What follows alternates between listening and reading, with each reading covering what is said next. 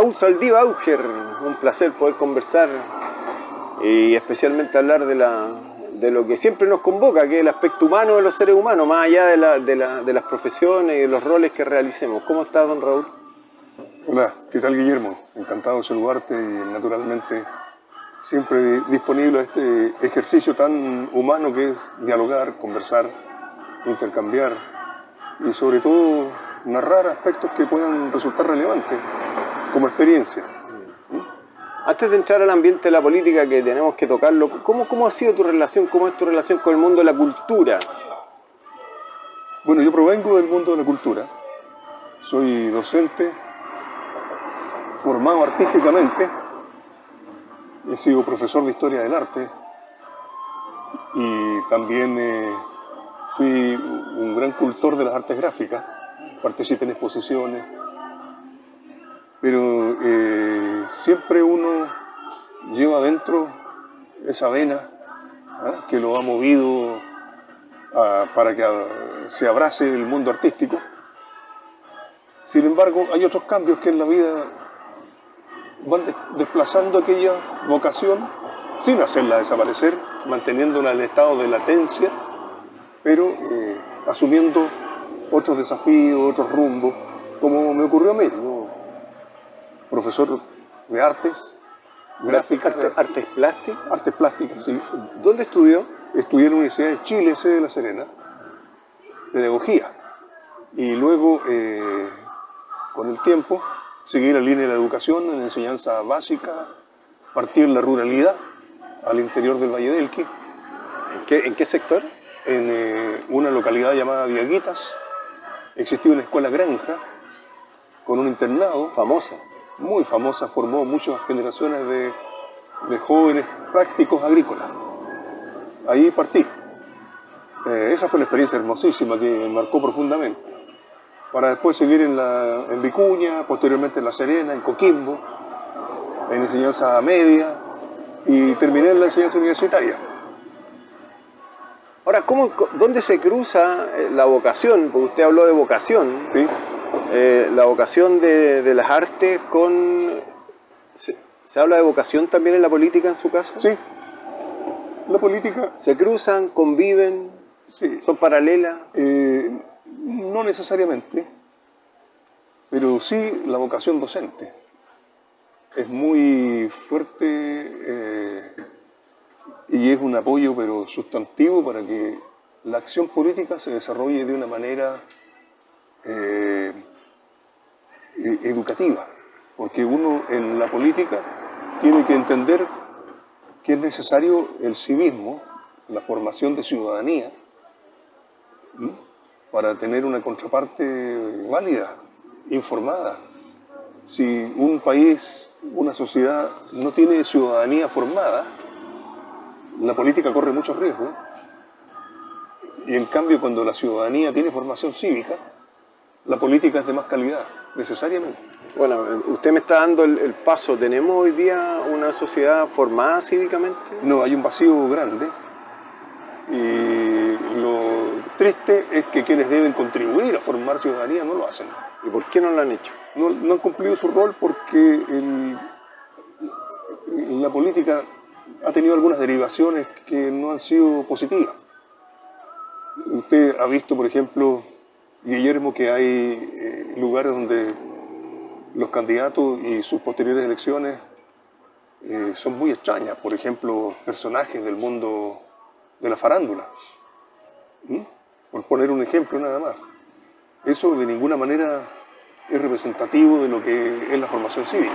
Ahora, no quiero decir con esto que estoy vetando a la gente del mundo artístico, que pueden, pero la causa del voto no tiene que ser el hecho de que sea un artista, sino que tiene que ser la propuesta y de qué forma compromete su vocación para contribuir. Cuando usted plantea eso, a mí me surgen tres aspectos que considero que son fundamentales. Uno, que es la capacidad de una persona para desarrollar un puesto, la confianza que esta persona tenga en un organismo gubernamental, es decir, sea militante de algún partido, y y me deriva en si la democracia, es decir, el que saca más votos, es realmente el sistema más adecuado. ¿Qué opiniones, qué reflexiones le merece? Sí, esos son asuntos muy profundos, ¿eh? Pero yo quisiera partir estableciendo una diferencia en el siguiente sentido. Existen los que están en el servicio público, que tienen vocación política, formación política, y que son designados para cumplir determinados cargos. Y están aquellos que siguen la carrera electoral. Y ahí tenemos a personas que dependen directamente de cómo los aprecia, los visualiza, los pondera el ciudadano. Entonces, ese El voto. Y claro, y eso se expresa naturalmente en el voto, indudablemente. En el primer caso, a quien corresponda hacer la selección de quiénes serán sus colaboradores, le cabe la responsabilidad de anteponer tres asuntos que son importantes: la confianza humana, profesional y política, en ese orden. ¿Y la capacidad? Por eso es la confianza profesional. Tiene que tener el componente y el factor capacidad. Entonces, cuando la selección de los colaboradores funciona conforme ese esquema, hay más calidad. Cuando solamente es la confianza humana, que es muy legítima, pero no da las garantías de la competencia en el cargo, ya estamos frente a un problema. Entonces, por esa razón es que hay que disponer de criterios para los efectos de la selección. Y en el segundo caso que comentaba, el de la elección por voto popular, se requiere ciudadanía formada, que tenga razones valederas para entregar el voto a una determinada persona, que le dé la garantía de que va a cumplir la función con honestidad, con la competencia debida y con el compromiso y responsabilidad de representación absolutamente comprobada. ¿Pero tenemos ciudadanía formada? No tenemos muy poca ciudadanía formada, porque se demuestran muchas elecciones que han ocurrido en distintos lugares del país, en que, voy a ser bien directo, la alcaldesa de Maipú, la ex alcaldesa de Maipú, que hoy está muy cuestionada y puesta en tela de juicio por razones valederas, puesto que la Fiscalía demostró con creces toda la situación irregular que ahí ocurrió. No tenía ningún antecedente que hiciera suponer a los votantes de que era una persona competente, que tenía formación para desarrollar el cargo. Ahora, quiero aclarar que cuando hablo de formación para desarrollar el cargo se requiere por lo menos tener algunas nociones políticas básicas, ¿ya? De cómo funciona el sistema, de los contrapesos internos en el Consejo Comunal, porque de lo contrario se cae en arbitrariedades y en situaciones que son absolutamente nefastas y nocivas para la política, para el servicio público, para la comunidad en general. ¿Y qué consecuencia tiene entonces en el sistema democrático esto que el que tenga más votos es electo a pesar de que no tenga la capacidad? Es que ese es uno de los riesgos de la democracia. Porque esa es la gran incógnita. Ese es uno de los riesgos de la democracia. Y el otro riesgo de la democracia, entre otros, porque el narco, la delincuencia también son riesgos para la democracia. La pueden hacer temblar. Y la gente puede pedir dictadura para sustituir la democracia. Esa es una realidad que se visualiza ya, se avisora en algunos lugares del mundo. Un primer paso es pedir tropas del ejército en la calle. Entonces, por eso la democracia tiene riesgos y tiene amenazas. Y una de ellas es la falta de ciudadanía. ¿Qué es la ciudadanía? El sujeto que está preparado, educado, para poder desempeñar su rol de votante y de sujeto activo en ciertas decisiones. ¿La salida a la vía pública de fuerzas militares te parece que es un fracaso de la sociedad? Es un fracaso indesmentible,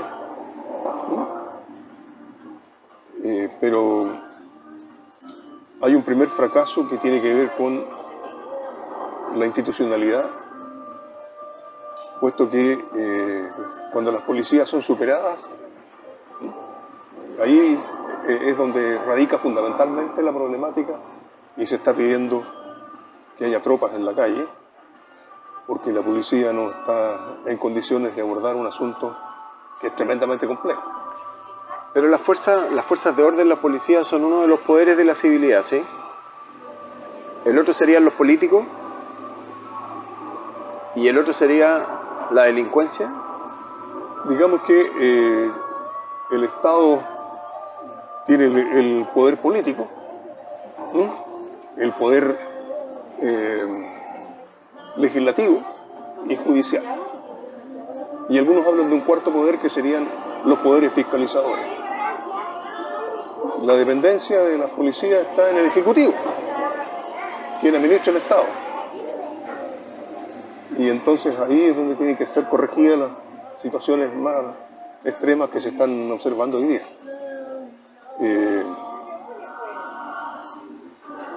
Y todo tiene una causa muy profunda, ¿no? Esto de la delincuencia es muy complejo. Es muy complejo porque es un problema que no solo está ocurriendo en Chile, está ocurriendo ahora poco en Argentina, está ocurriendo en Perú, está ocurriendo en Brasil. Entonces son situaciones globales y por otro lado también hay chilenos delinquiendo en distintos otros países. Sí. Entonces Sí. es un problema bien profundo. Bueno, yo me veo la obligación de comentarte que hace menos de un año en Argentina leí un libro que hablaba de estos tres grandes poderes, aparentemente ocultos, y uno era la política, que eran los gobiernos, la delincuencia, que era el segundo, y el tercero eran las fuerzas policiales. Sí. Y entre esos tres poderes se sacaban la suerte entre ellos. Sí. Y esto es un libro que tiene un nombre, un autor que no recuerdo en este momento, y que es un libro que si uno empieza a leer y empieza a entender ciertas cosas, puede obtener explicaciones a cosas que aparentemente son difíciles de entender para un ciudadano común y corriente, o civil, o con educación cívica normal, digamos. Sí. El tema es que cada día la política tiene menos poder, pero el poder está en lo económico. Allí hay una fuente de poder y de ahí derivan lo que se denominan los poderes fácticos. Entonces el tema del poder es complejo, pero hoy día el poder no es visible, pero está. ¿Y dónde está? En el capital. ¿El capital cómo? ¿Como el dinero? El que maneja los medios de información, porque los medios de información constituyen un poder a veces incontrarrestable. Incontrarrestable. Y el capital por sobre todo lo demás, ¿verdad? Exactamente. Y eso es... Ese sí que es poder. Entremos a lo que ha sido o lo que fue su etapa política. ¿Cómo parte su vocación política en términos de cargo? Usted alcalde en 2 oportunidades, ganas diputado. ¿Me cuentas un poco de eso? Yo partí siendo dirigente sindical dentro del gremio de profesores. Posteriormente, en los años 90, fui alcalde de La Serena. Posteriormente, gobernador de la provincia de Elqui, en 2 oportunidades también, bajo el gobierno de Frei y Lago. Luego, alcalde en 2 periodos y luego diputado en 2 periodos. Y ahora ya fuera de todo el circuito. ¿Siempre ha sido militante del Partido Socialista? Siempre. ¿Ininterrumpido? Ininterrumpido. Sí. Incluso en dictadura. Sí. ¿Fue difícil? Difícil, porque las primeras actividades sindicales, el sindicalismo abrió paso a la participación social en Chile durante el periodo más duro y drástico de la dictadura. Entonces fue difícil eso, y sobre todo que la idea era no solo formar sindicatos, sino que formar una fuerza sindical que pudiera reivindicar sus derechos y que pudiera representar a los trabajadores que durante el periodo de todo el conjunto de modificaciones institucionales que hizo la dictadura, el tema laboral quedó muy postergado. Los profesores quedaron en una condición muy desventajosa desde el punto de vista de su estatus y de sus ingresos. eran contratados una gran mayoría en marzo y terminaban en diciembre el contrato. Sí. Entonces, en esas condiciones no era posible sostener el sistema educativo. Entonces, todo eso era difícil, ¿no? Era complejo. ¿Políticamente coqueteó en algún momento con algún otro partido político? En los tiempos de la dictadura no había competencia política, no había, digamos, una lucha por la supremacía política, había una lucha primero por sobrevivir y en segundo lugar por romper con un esquema dictatorial que imponía el abuso y las decisiones inconsultas, en perjuicio de la mayor parte de los chilenos y de forma muy unilateral. Entonces, la situación era distinta. Cuando se recuperó la democracia, había esperanzas de tener una proyección para el desarrollo político y cívico que finalmente no es el que tenemos hoy día. ¿Te parece que no fue? Mi pregunta era si en algún momento usted estuvo cerca de algún otro partido que no hubiese sido el socialista. El único partido que estuvo cerca del nuestro fue el PPD. ¿Y usted personalmente estuvo más cerca del PPD? Yo estuve en el PPD en el periodo en que tuvimos doble militancia. ¿Por qué razón? Porque el Partido Socialista fue proscrito por la dictadura y el Partido por la Democracia fue creado como un instrumento que nos permitiera participar en el escenario político. Claro. Cuando ya fue erradicado de la Constitución el artículo que proscribía al Partido Socialista y a todas las fuerzas de izquierda, entonces nos separamos del PPD. Estimamos que ya había cumplido su función. Sin embargo, continuó siendo un partido importante y que ha tenido presencia hasta el día de hoy incuestionable. ¿Qué es lo que lo conquistó el Partido Socialista, así en forma breve? ¿Cuáles son los grandes principios del Partido Socialista que lo llevan a mantenerse en forma ininterrumpida en el partido? Bueno, el Partido Socialista es un partido que aspira a la igualdad social y no la caricatura de que somos todos iguales, sino la igualdad en derechos, en dignidad, como establece la Carta Fundamental. Y por lo demás aspiramos a una sociedad solidaria, libertad, la libertad por sobre todo, pero no la libertad malentendida, como se entiende hoy día, que es la libertad a costa de dañar o perjudicar a un tercero, sino una libertad que permita que se exprese, se proyecte la persona. Sí, pero esa entelequia, esa utopía, en términos concretos, ¿el partido lo está haciendo? ¿Se está acercando los últimos 20, 25 años? ¿Usted podría hacer una evaluación? El partido porque si no quedamos solo en ideas. Sí, el partido lucha por esas cosas, pero tiene que ser compatible su proyecto con el de otros partidos, porque de lo contrario su aspiración tendría que ser la de constituirse en partido único para poder llevar a cabo su proyecto. ¿Y en esa conglomeración o en esa unión se logra, se acerca, la entelequia se empieza a volver realidad? En alguna medida, pero también hay que admitir que se renuncia a muchas cosas para mantener la afinidad con esos partidos que permitan que un conglomerado ¿Y esas cosas que se renuncian son cosas importantes? Bueno, cuando nuestras cosas que son vitales e importantes no son consideradas, no estamos en esa unidad. Esa es la lógica. Don Raúl Saldívar Auger, ¿sí? Políticamente, ¿cuál es su situación política hoy día? ¿Estás vivo políticamente? ¿Es posible que Raúl Saldívar asumiera una alcaldía? ¿Es posible que Raúl Saldívar asumiera una gobernación? La verdad es que estoy vivo desde el punto de vista de que soy un militante activo, pero sin aspiraciones ni motivaciones para asumir algún cargo relevante, porque creo que el periodo mío ya concluyó, hay que abrir paso a generaciones nuevas, y por otro lado hay un agotamiento en esto. ¿Personal? ¿Hay un agotamiento personal?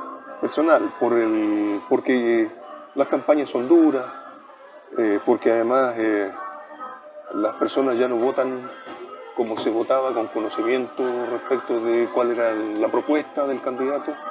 Hay múltiples razones por las que votan. hasta por un regalo. Entonces, en ese escenario, a mí se me hace muy difícil. Y dado el tiempo que he participado, creo que ya era la oportunidad de recogerme. No voy a decir a mis cuarteles, porque no soy muy propicio al lenguaje militaroide, pero al descanso, mejor dicho, ¿eh? Pero además tengo que admitir que no puedo evitar la conversación política, la pregunta de los vecinos, ¿qué voy a hacer si seré candidato? ¿Lo sientes? Eso sí, normalmente lo percibo a diario,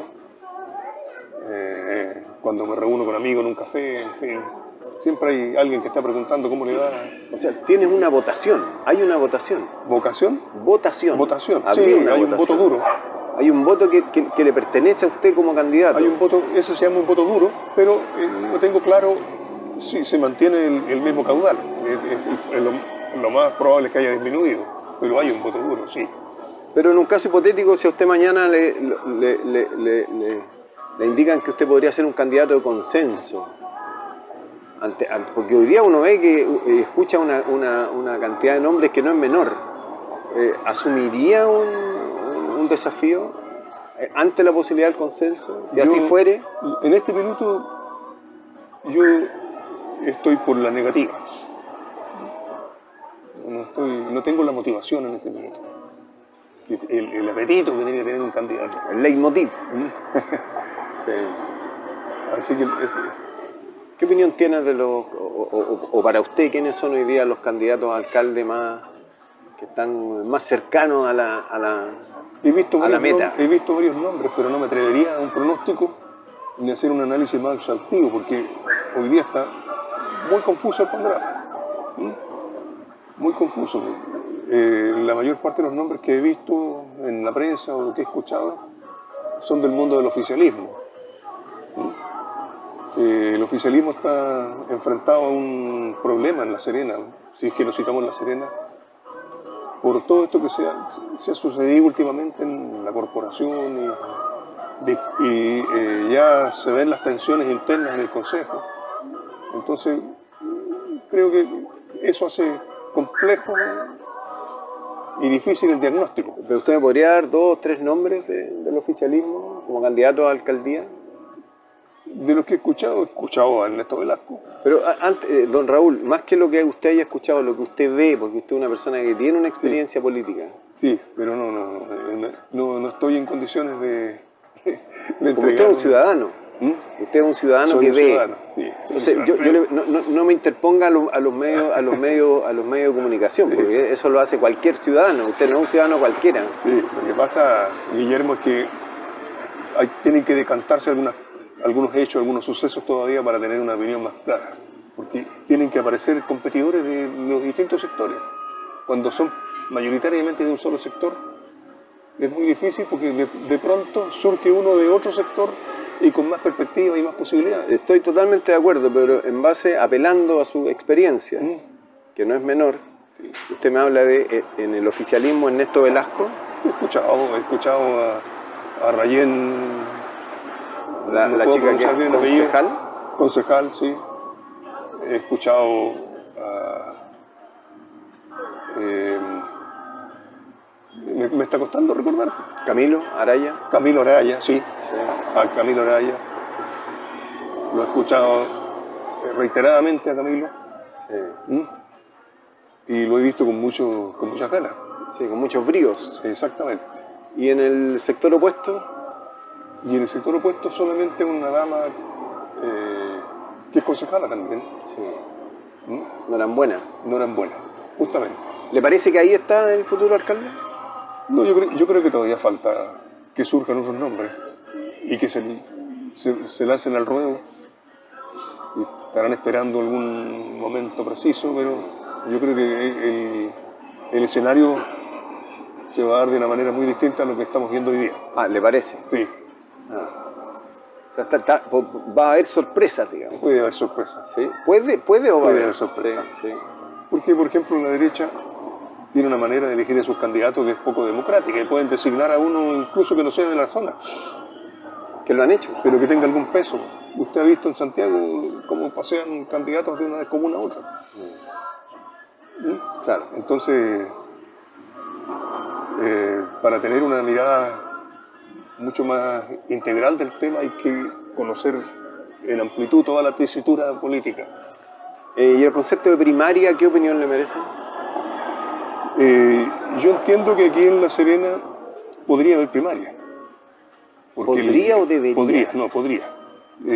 Eso de que en política lo que debería es mejor sustituirlo por lo que podría.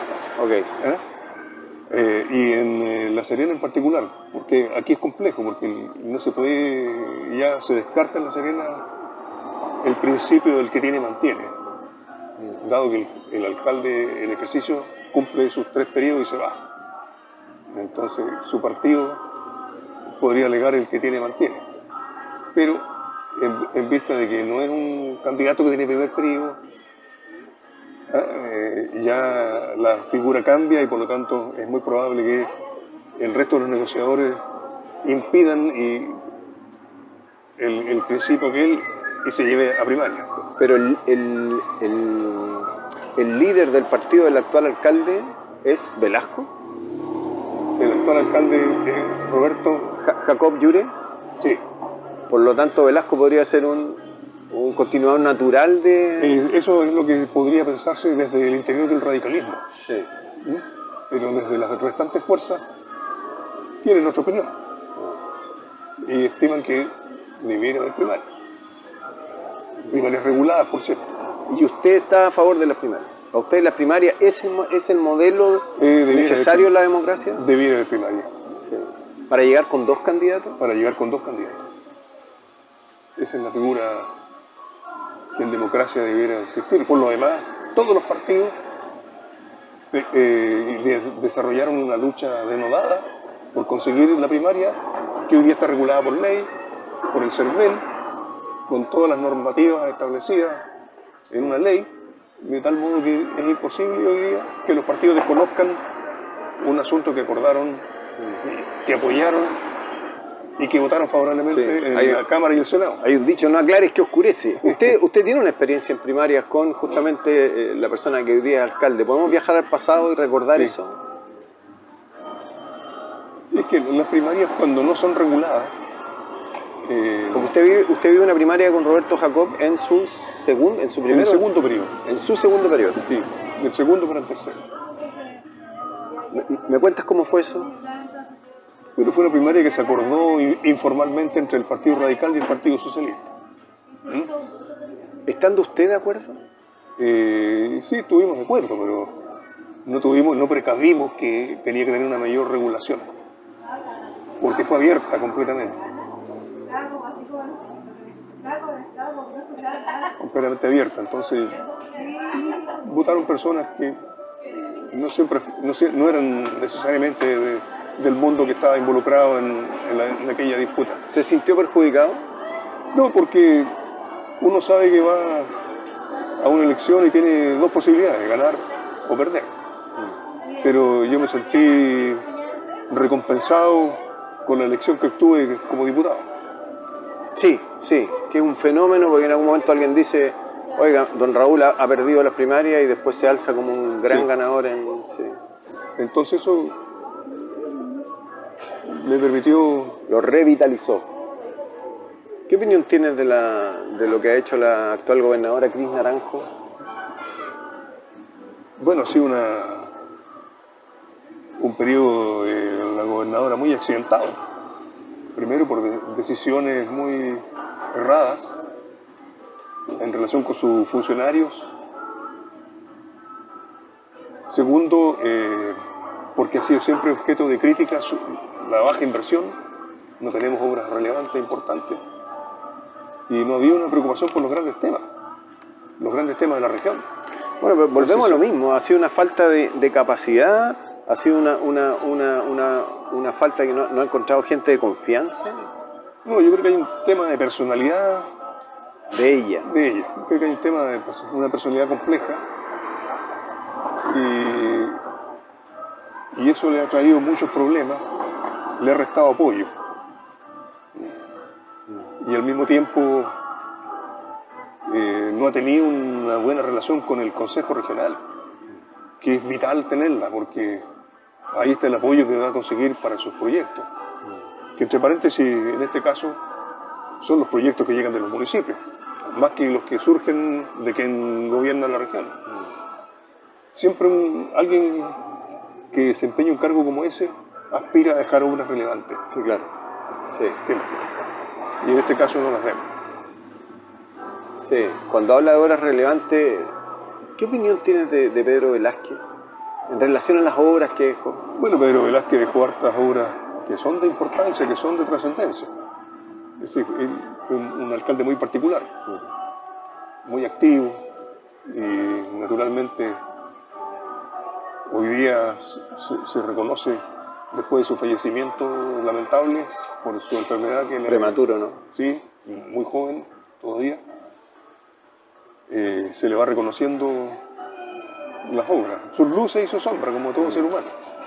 ¿Cuáles fueron sus grandes obras como alcalde?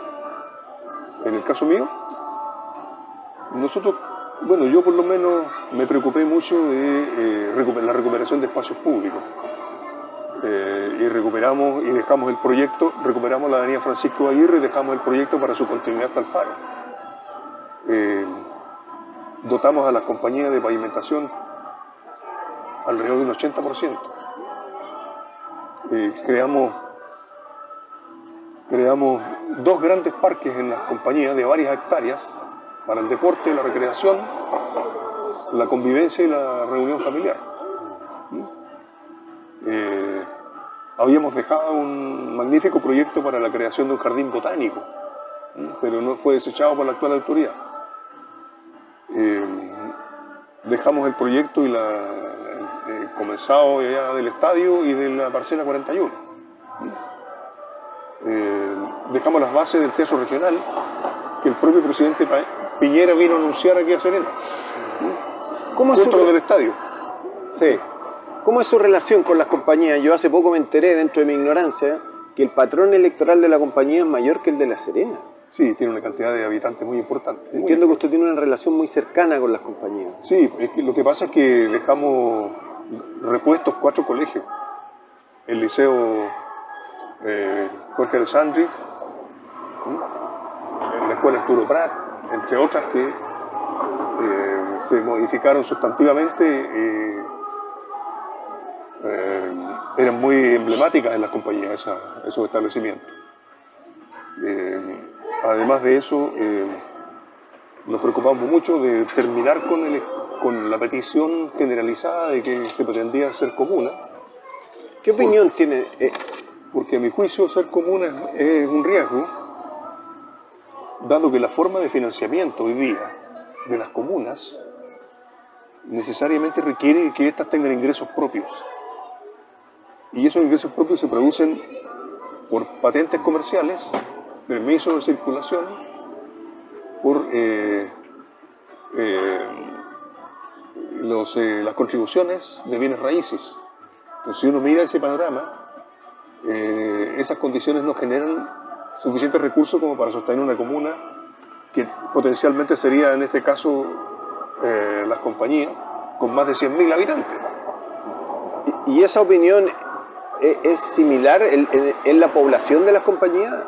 No, porque la gente de las compañías quiere ser comuna. La gente quiere ser comuna porque piensa que va a tener su propia autoridad, con mayor identidad con el territorio, y que naturalmente va a hacer mayores esfuerzos y gestiones para dotarla de más servicios, de más bienes públicos, y va a tener un mejoramiento en la calidad de vida de toda esa población. Sin embargo, hay que tomar en consideración lo que he señalado. La forma de financiamiento de las comunas en Chile ha permitido que las comunas mejor dotadas sean Providencia, Las Condes de Vitacura, que es donde se generan los recursos por la fórmula que yo planteaba. El capital que hablamos. Claro. Ahora, la otra forma de financiamiento es el Fondo Común Municipal, al que tributan todas las comunas de una parte y luego se distribuye inversamente proporcional a los ingresos. Las que tienen muchos ingresos no reciben nada de vuelta, y reciben mucho las que tienen pocos ingresos, como por ejemplo la Higuera. son comunas que viven de ese fondo. Y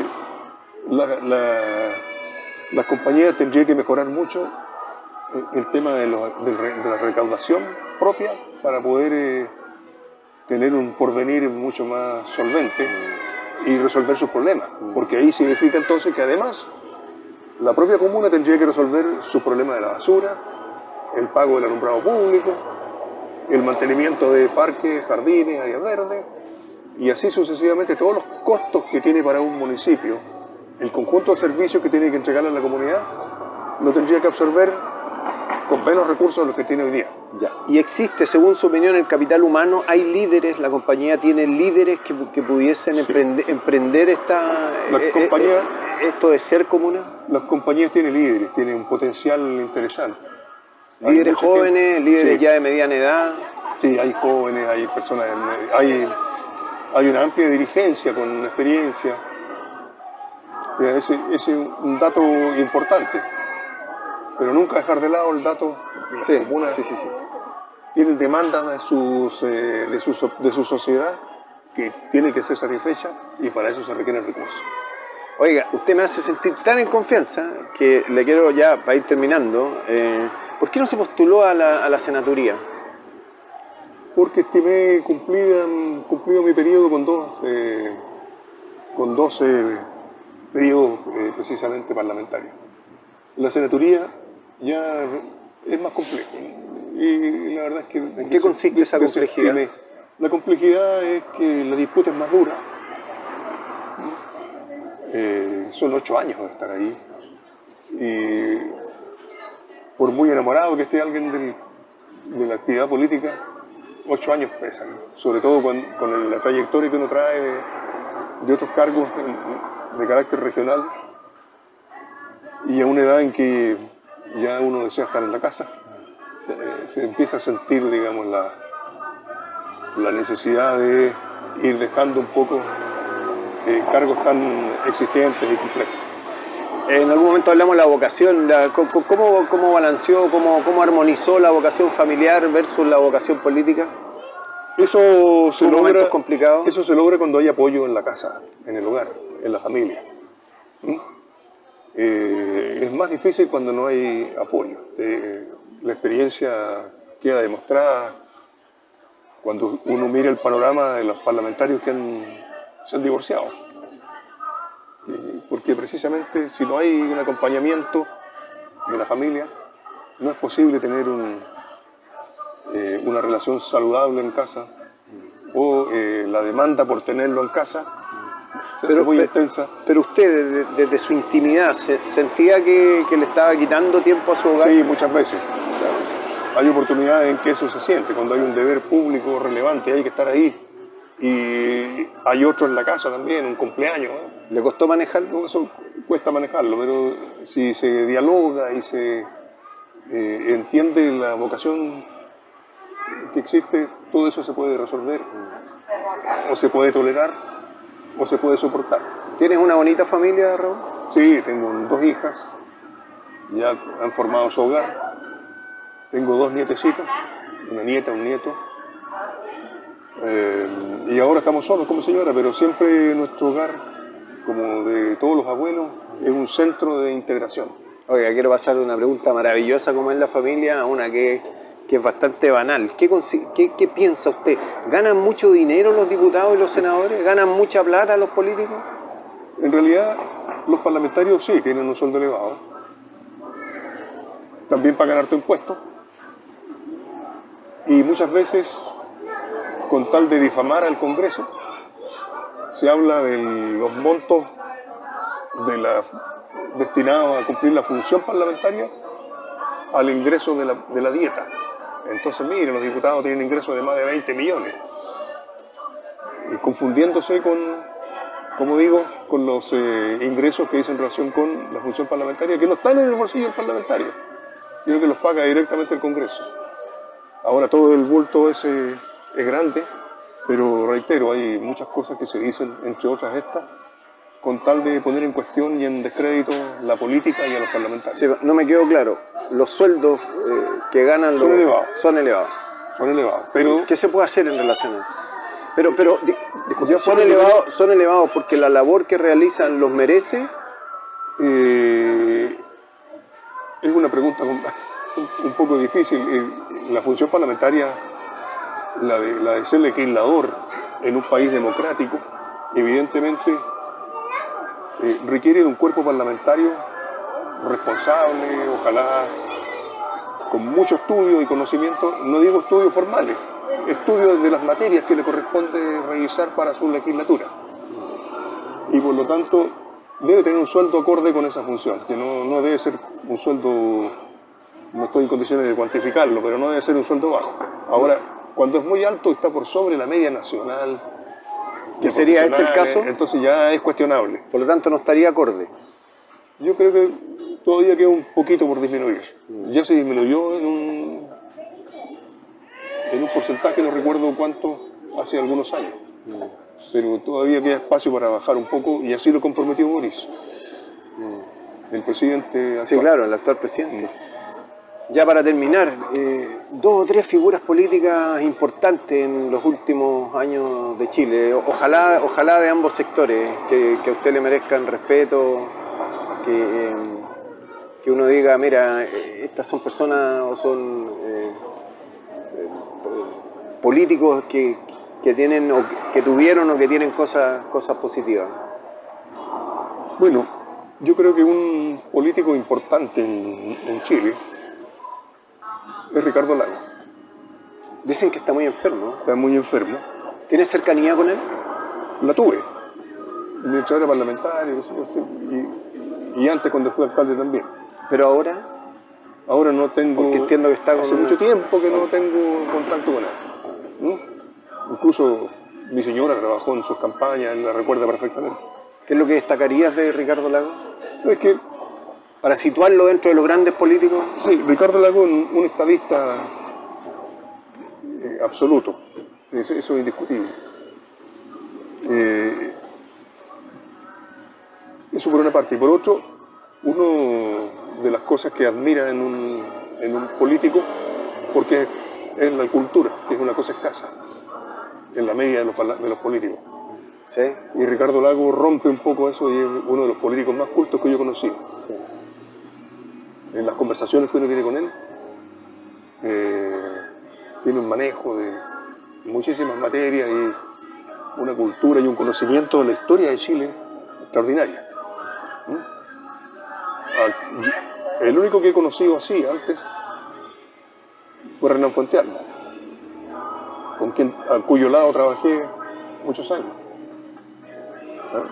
¿Lo sitúa también como de los grandes políticos de los últimos años? Él fue grande en su época, evidentemente, y con una larga proyección política.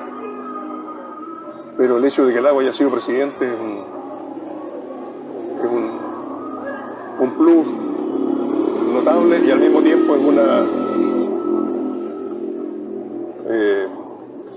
una condición que muy pocos chilenos pueden tener. Así que yo lo considero y lo ubico entre los presidentes relevantes, aunque puede que haya algunas cosas de las cuales surjan críticas. Pero al margen de eso, si hablamos de la personalidad del sujeto, yo lo ubico y lo sitúo entre las grandes figuras políticas del país. ¿Alguien de la derecha? La verdad es que no es por sectarismo, pero me cuesta. Yo he conocido personas de derecha muy respetables, muy honorables, eso tengo que decirlo. Pero hay varios personajes que han tenido roles importantes.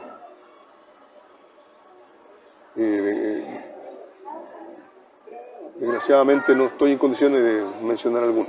¿Alguien más de la izquierda? ¿Más hacia la izquierda de Ricardo Lagos? Bueno, estamos hablando de este tiempo de ahora, en retrospectiva. Sí. Bueno, en retrospectiva, nosotros quienes estamos en la izquierda consideramos que Allende es uno de los grandes personajes, si abarcamos un mayor tiempo. Extraordinario, con tremendos méritos, un un hombre muy noble y un pensador de los temas sociales, no solo profundos, sino que con verdadera sensibilidad. Dentro de la democracia cristiana, un personaje que a mí me llamó la atención, en los mismos tiempos que Allende, es Radomiro Tomic. Un hombre, a mi juicio, inteligente, muy culto. Fue candidato a la presidencia de la República. Bueno, van los tres, ¿no? Va Tomic, va Alessandri y Allende. Él compitió, claro, él en alguna oportunidad compitió con Allende. Siempre me sorprendió porque era un hombre de la democracia cristiana, partido más bien de centro, pero con mucha cercanía hacia la izquierda. Y era muy claro en las exposiciones, en fin. Me sorprendió muy gratamente escucharlo muchas veces en sus intervenciones, para referirse a las riquezas básicas de Chile, en fin. Creo que hubiese sido un buen presidente, Sí. si le hubiera correspondido en algún momento. Raúl Saldívar Auger, le agradezco enormemente todo su tiempo. ¿Le gustaría agregar algo en relación a lo que hemos conversado? Bueno, una cosita breve. Yo creo que para la gente que está en política, lo que nunca debe dejar de lado es entender que la política requiere de realismo. Y tal vez uno de los problemas que a veces se puede producir es la sobreideologización. Y no entender que las ideas arrancan de la realidad y se alimentan de la realidad. Bueno, ese es un temazo. Y cuando uno quiere cambiar esta realidad, tiene primero que conocerla profundamente, entender causas de ciertos fenómenos que hay, pero no partir con una tesis desconectada de la realidad y querer cambiar el mundo a partir de esa tesis. Tal vez por muchos años eso se pensó de ese modo, pero yo creo que hoy día es necesario entender que el realismo es condición sine qua non para hacer política con las personas y para las personas. Tremenda reflexión, porque el realismo también está sujeto a la cognición de cada uno de nosotros. Así que, en fin, agradezco enormemente, Raúl, realmente para mí un placer poder escucharlo. Y espero que podamos volver a tener la instancia para conversar nuevamente. Con el mayor gusto. Guillermo, encantado. Muchas gracias. Que estén muy bien.